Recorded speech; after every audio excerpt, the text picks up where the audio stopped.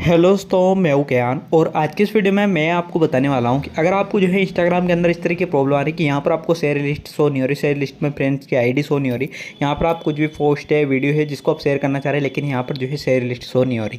इस तरह की प्रॉब्लम अगर आपको आ रही है तो इस प्रॉब्लम को कैसे ठीक करेंगे, वीडियो एंड तक बने रहे। वीडियो अच्छी लगे तो वीडियो को लाइक कर देना। इस प्रॉब्लम को ठीक करने के लिए आपको क्या करना है, सबसे पहले यहाँ से बैक लेना है एंड एप्लीकेशन के ऊपर लॉन्ग प्रेस करके एप्लीकेशन इन्फो में आएंगे। स्टोरेज यूजेज को क्लिक कीजिए और मैनेज स्पेस करना है या फिर क्लियर डाटा करना है और फोर्स स्टॉप करना है। फोर्स स्टॉप करके इतना काम करके बैक करेंगे। बैक करने के बाद एक बार अकाउंट को लॉगिन करके दोबारा जाएंगे ना, तो आपको जो है इजीली यहाँ पर जो है शेयर लिस्ट शो होने लग जाएगी इस तरह से।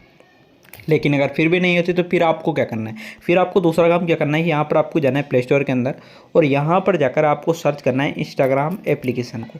इंस्टाग्राम एप्लीकेशन को सर्च करके और अगर इसमें अपडेट आ रहा हो आप इसको इजीली यहाँ से अपडेट कर लीजिए लेटेस्ट वर्जन में।